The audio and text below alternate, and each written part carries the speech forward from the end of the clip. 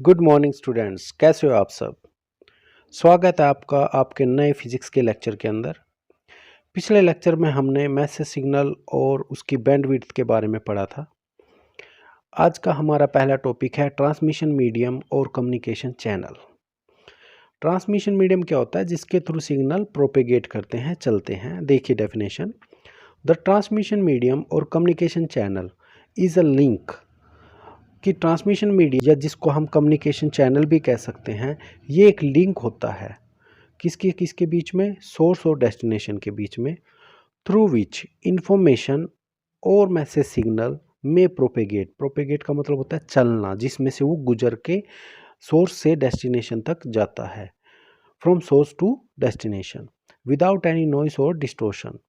कि उसमें कोई भी शोर नहीं आना चाहिए जब हमने सिग्नल ट्रांसफ़र किया है।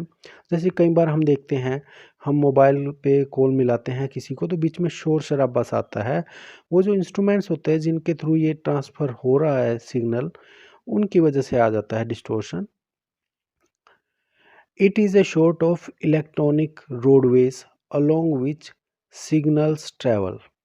तो ये एक तरह का इलेक्ट्रॉनिक रोडवे होता है, इलेक्ट्रॉनिक रोड होता है जिसके थ्रू सिग्नल चलते हैं। जैसे कि नॉर्मल हम सड़कें देखते हैं जिनके थ्रू हम इधर उधर जाते हैं गाड़ी या बाइक के थ्रू। Broadly transmission media have been divided into two types.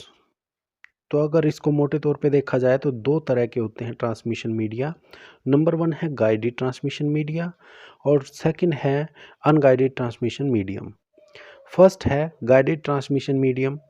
It is that communication medium और channel which is used in point-to-point communication between a single transmitter and a receiver।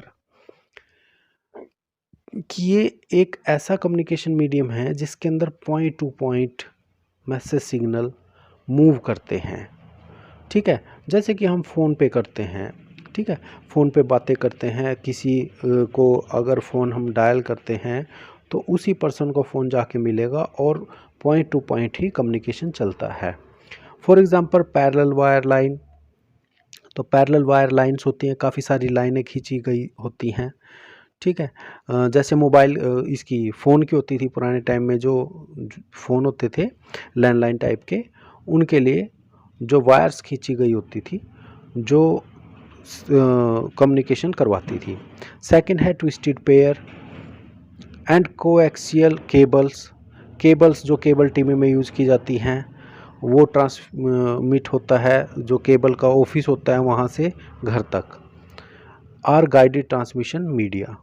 Optical fibres are other example of guided transmission medium. Optical fibres का भी इस्तेमाल किया जाता है ये जो है ब्रॉडबैंड वगैरह लेने के लिए।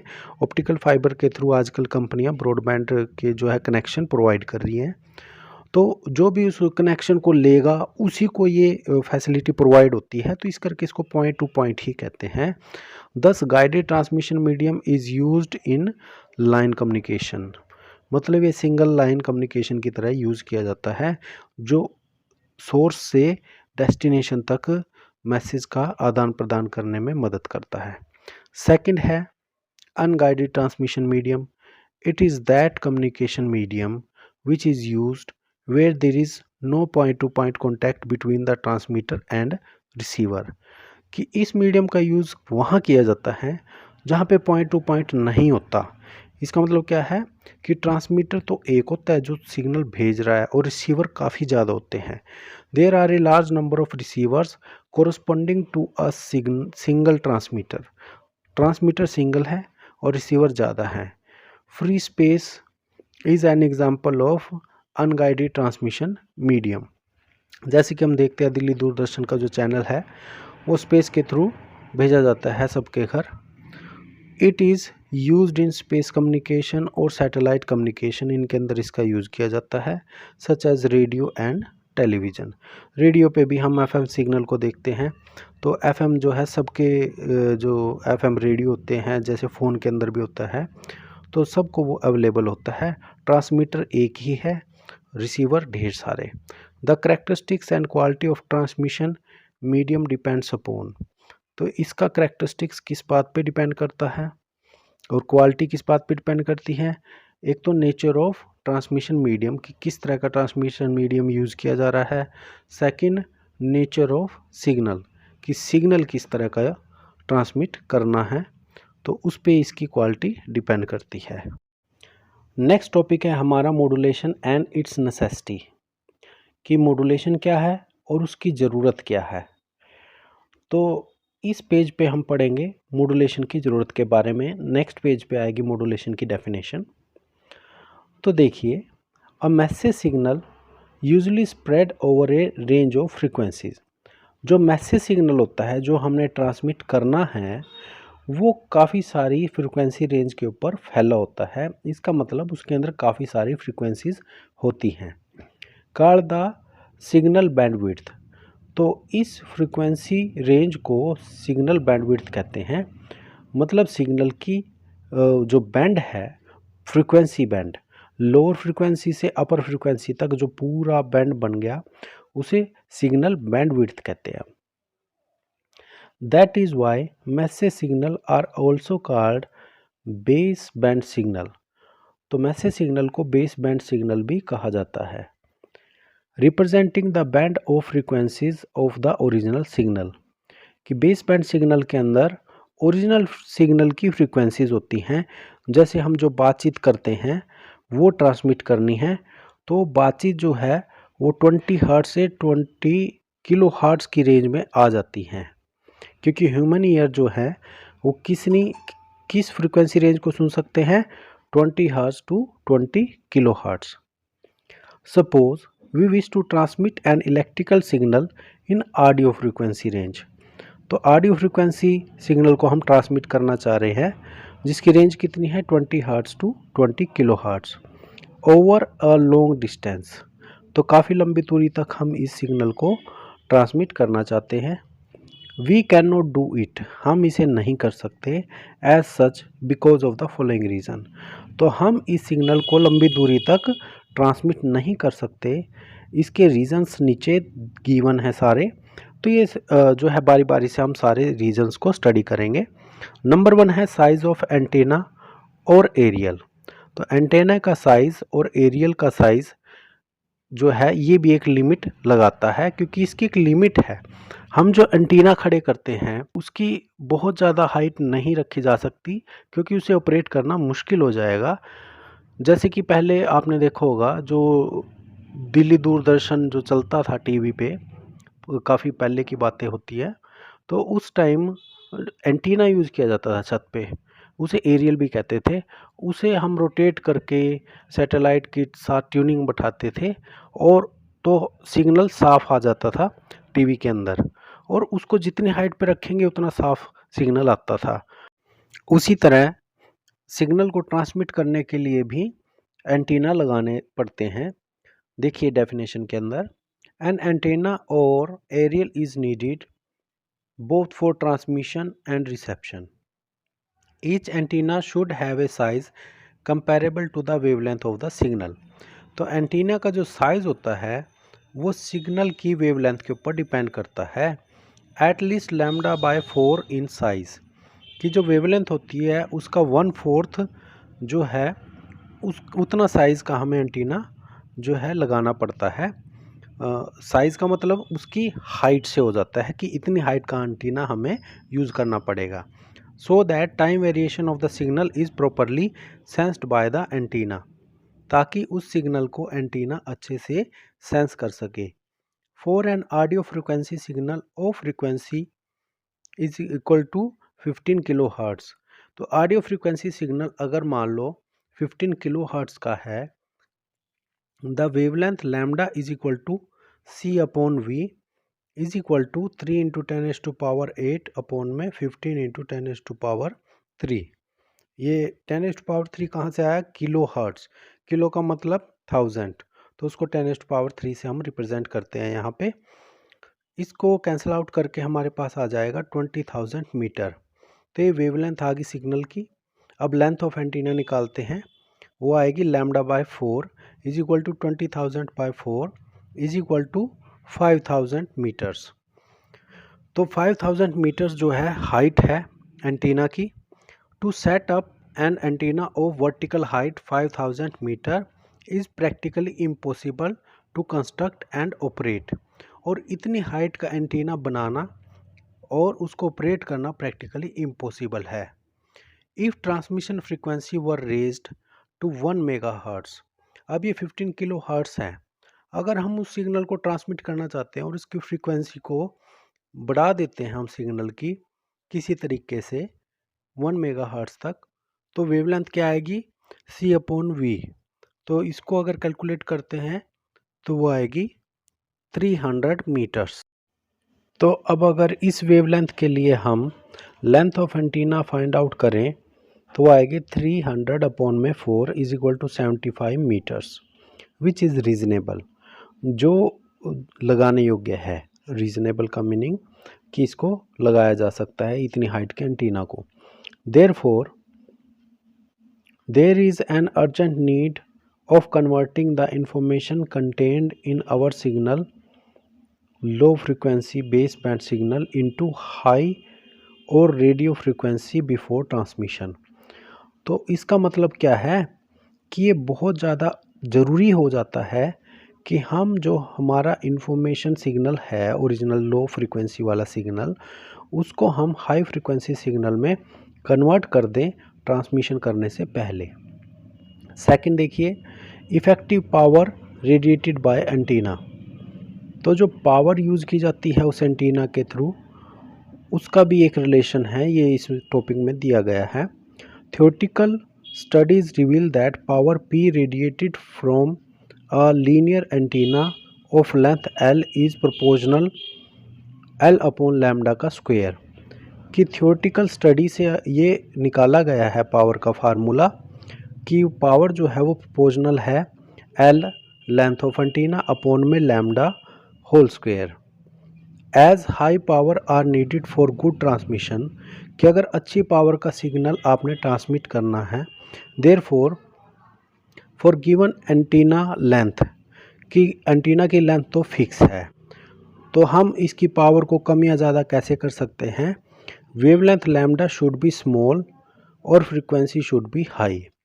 इसका मतलब क्या है कि वेवलेंथ को हम कम करके या कह लो फ्रीक्वेंसी को बढ़ाकर हम इसकी पावर जो कंजम्पशन है उसको कम कर सकते हैं।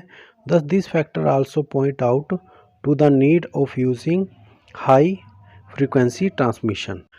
आगे लास्ट रीज़न है mixing up of signals from different transmitters. तो अब एक टाइम में काफ़ी सारे ट्रांसमीटर काम करते हैं। So when many people are talking at the same time we just can not make out who is talking what. अब क्लासरूम के अंदर ही देख लीजिए, अगर सभी बच्चे एक साथ बोलेंगे तो समझ ही नहीं आएगा कि कौन क्या बोल रहा है। Similarly when many transmitters are transmitting base band information signal simultaneously they get mixed up and there is no way to distinguish between them. तो जब ट्रांसमीटर जो है बेस बैंड इंफॉर्मेशन को जब ट्रांसमिट करता है, अगर एक साथ ढेर सारे सिग्नल होते हैं उसके अंदर तो वो मिक्स अप हो जाएंगे, जिससे कि उनको अलग करना मुश्किल हो जाएगा। द पॉसिबल सॉल्यूशन इज़, तो इसका सॉल्यूशन क्या है, communication at high frequencies, high frequency पे कम्युनिकेशन किया जाए and allotting a band of frequencies to each transmitter so that there is no mixing. तो इस मिक्सिंग ऑफ सिग्नल से बचने के लिए हम क्या करते हैं, हाई फ्रीक्वेंसी पे कम्युनिकेशन करते हैं सिग्नल्स का and allotting a band of frequency to each transmitter, कि हर ट्रांसमीटर को अलग बैंड ऑफ फ्रीक्वेंसी प्रोवाइड कराया जाता है कि इस फ्रीक्वेंसी के अंदर जो है वो सिग्नल को कम्युनिकेट करे या ट्रांसमिट करे। This is what is being done for different radio and TV broadcast station. तो हम देखते हैं कि रेडियो और टीवी में काफ़ी सारे चैनल्स होते हैं, हर चैनल की अलग अलग फ्रीक्वेंसी होती है। जो ट्यूनर होता है रेडियो का या टीवी का, वो क्या करता है, ट्यूनिंग करता है। ट्यूनिंग मतलब मैच करता है फ्रीक्वेंसी के साथ हमारे रिसीवर की जो ट्रांसमीटर है जहाँ से सिग्नल भेजे जा रहे हैं उसके साथ ट्यूनिंग करके अलग अलग चैनल हमें प्रोवाइड कराता है। All the three reasons explained above, तो ये जो सारे रीजन एक्सप्लेन किए गए हैं suggest that there is a need of transmission at high frequencies. तो यहाँ से क्या हमें कंक्लूजन मिलता है कि हाई फ्रीक्वेंसी पे ही हमें ट्रांसमिशन करना चाहिए, जो कि नेसेसिटी है। This is achieved by a process called modulation. तो ये हाई फ्रीक्वेंसी के लिए हम क्या कर सकते हैं, एक प्रोसेस है जिसे कहते हैं मॉड्यूलेशन। तो देखिए डेफिनेशन मॉड्यूलेशन की।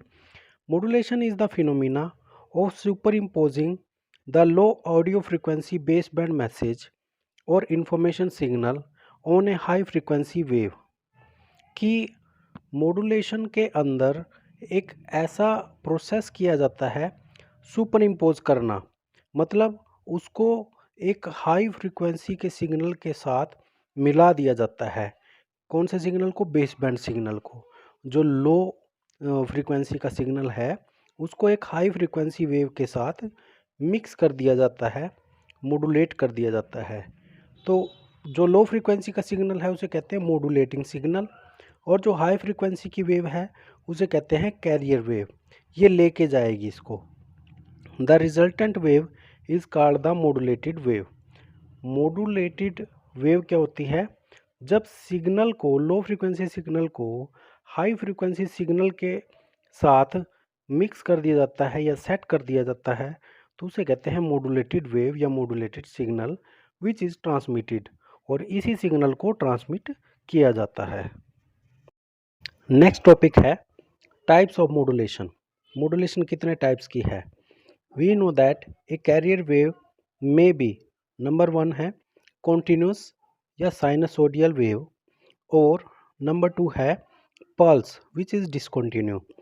तो ये साइनसोडियल वेव और पल्स के बारे में हम पहले देख चुके हैं, पिछले लेक्चर को आप देख सकते हैं, वहाँ पे आपको ये दोनों वेव मिलेंगी। Let a sinusoidal carrier wave is represented as, तो कैरियर वेव को हमने सी और ब्रैकेट में लिखा है टी, इसको कहते हैं टाइम वेरिंग, कि टाइम के साथ साथ ये सिग्नल कॉन्टीन्यूसली बदल रहा है। साइनसोइडल वही होता है जो कॉन्टीन्यूसली चेंज होता है और किसी भी टाइम इंटरवल पे उसकी स्पेसिफिक वैल्यू होती है। तो c t is equal to a c sine omega c t plus phi. ये जो टर्म्स यूज़ की गई हैं इन सारों के बारे में ये आगे बताया गया है। Where c t is the signal strength, ये सिग्नल की स्ट्रेंथ है, वो करंट या वोल्टेज सिग्नल है उसकी स्ट्रेंथ को सी टी से रिप्रेजेंट किया गया है, of carrier wave at any time t. A c is equal to amplitude of carrier wave, ये एम्पलीट्यूड है। ओमेगा सी ये एंगुलर फ्रीक्वेंसी है 2 pi mu c, frequency of the carrier wave, ये है रेडियन पर सेकंड में। Mu c है frequency of the carrier wave in hertz, तो hertz के अंदर ये फ्रीक्वेंसी को रिप्रेजेंट किया जाता है, ये इसका ऐसा यूनिट है। फाई है initial phase of the carrier wave, ये फेज को रिप्रेजेंट करता है। During the process of modulation, modulation के प्रोसेस के समय क्या होता है, any one of the 3 parameters, कि 3 पैरामीटर्स हैं यहाँ पे, एक तो है एम्पलीट्यूड ए सी, दूसरा है ओमेगा सी, ये है एंगुलर फ्रीक्वेंसी, और तीसरा है फाई, ये है फेज। ये तीनों में से कोई भी एक जो है उसको मॉड्यूलेट कर दिया जाता है कैरियर वेव को इनके अकॉर्डिंग, किसी भी एक के अकॉर्डिंग।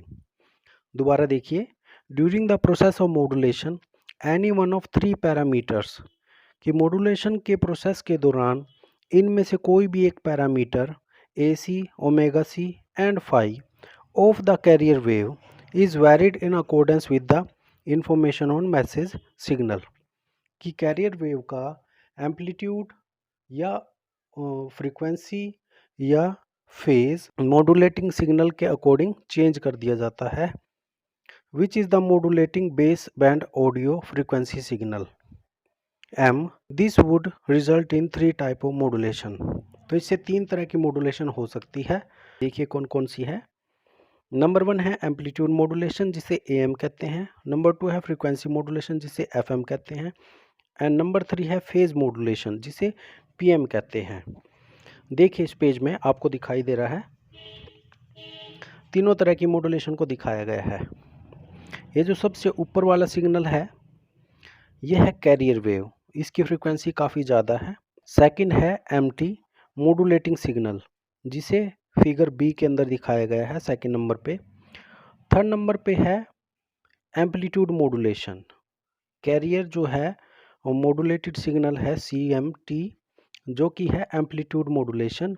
इसमें जो कैरियर वेव है उसका एम्पलीट्यूड चेंज किया गया। देखो एम्पलीट्यूड कैसे ऊपर नीचे का जो है कम और ज़्यादा हो रहा है लगातार, किसके अकॉर्डिंग, मॉड्यूलेटिंग सिग्नल के अकॉर्डिंग। और फोर्थ फिगर के अंदर दिखाया गया है फ्रीक्वेंसी मॉड्यूलेशन। इसमें क्या है कि फ्रीक्वेंसी चेंज हो रही है, जो कैरियर वेव है उसकी फ्रीक्वेंसी, आप सबसे ऊपर वाले में देखिए कैरियर वेव की फ्रीक्वेंसी कैसे है, कंटिन्यू चल रहा है। लेकिन यहाँ पे फ्रीक्वेंसी मॉड्यूलेशन में क्या है, फ्रीक्वेंसी कम ज़्यादा हो रही है, किसके अकॉर्डिंग, मॉड्यूलेटिंग सिग्नल जो नंबर 2 पे दिखाया गया है उसके अकॉर्डिंग। तो इस तरह से FM का सिग्नल और AM का सिग्नल आप देख चुके हैं। इसी तरह से फेज मॉड्यूलेशन होती है। तो कल को हम नेक्स्ट टॉपिक में करेंगे एम्पलीट्यूड मॉड्यूलेशन। तो डियर स्टूडेंट्स, यहाँ तक आपने अच्छे से पढ़ना है, इसको समझना है और लर्न करना है। तो मिलेंगे नेक्स्ट लेक्चर में। Till then good bye.